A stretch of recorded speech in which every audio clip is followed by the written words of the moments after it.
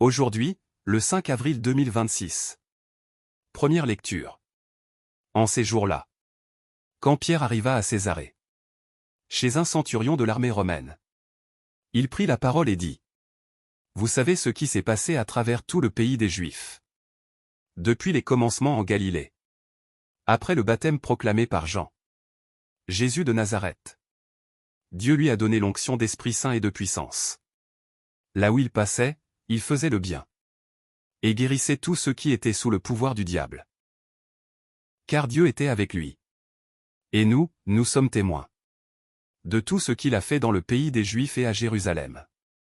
Celui qu'ils ont supprimé en le suspendant au bois du supplice. Dieu l'a ressuscité le troisième jour. Il lui a donné de se manifester, non pas à tout le peuple, mais à des témoins que Dieu avait choisis d'avance. À nous qui avons mangé et bu avec lui, après sa résurrection d'entre les morts. Dieu nous a chargés d'annoncer au peuple et de témoigner que lui-même l'a établi juge des vivants et des morts. C'est à Jésus que tous les prophètes rendent ce témoignage. Quiconque croit en lui reçoit par son nom le pardon de ses péchés. Parole du Seigneur. Psaume. Rendez grâce au Seigneur, il est bon. Éternel est son amour. Oui, que le dise Israël. Éternel est son amour. Le bras du Seigneur se lève.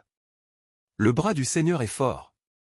Non, je ne mourrai pas, je vivrai, pour annoncer les actions du Seigneur. La pierre qu'ont rejetée les bâtisseurs est devenue la pierre d'angle. C'est là l'œuvre du Seigneur, la merveille devant nos yeux. Deuxième lecture. Frères, si vous êtes ressuscités avec le Christ, recherchez les réalités d'en haut. C'est là qu'est le Christ, assis à la droite de Dieu. Pensez aux réalités d'en haut, non à celles de la terre. En effet, vous êtes passés par la mort, et votre vie reste cachée avec le Christ en Dieu. Quand paraîtra le Christ, votre vie? Alors vous aussi, vous paraîtrez avec lui dans la gloire. Parole du Seigneur. Nous rendons grâce à Dieu. Évangile de Jésus-Christ selon saint Jean. Le premier jour de la semaine. Marie-Madeleine se rend au tombeau de grand matin. C'était encore les ténèbres. Elle s'aperçoit que la pierre a été enlevée du tombeau. Elle court donc trouver Simon-Pierre et l'autre disciple, celui que Jésus aimait.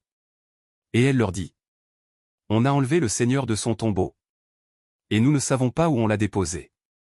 Pierre partit donc avec l'autre disciple pour se rendre au tombeau. Ils couraient tous les deux ensemble. Mais l'autre disciple courut plus vite que Pierre, et arriva le premier au tombeau. En se penchant, il s'aperçoit que les linges sont posés à plat. Cependant il n'entre pas. Simon-Pierre, qui le suivait, arrive à son tour. Il entre dans le tombeau. Il aperçoit les linges, posés à plat, ainsi que le suaire qui avait entouré la tête de Jésus. Non pas posé avec les linges, mais roulé à part à sa place.